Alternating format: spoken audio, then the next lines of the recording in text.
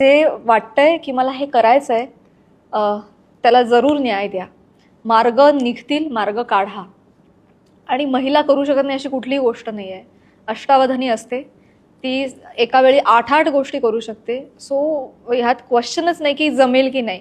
संसार, पोरं, वय सगळं बाजूला ठेवून सुद्धा तुम्ही तुमची सगळी ड्रीम्स अचीव्ह करू शकता. आणि वय तर विषयच बाजूला टाकून द्या. सो एज बीज काही नसतं. डेफिनेटली हेल्थ काहीतरी असतं.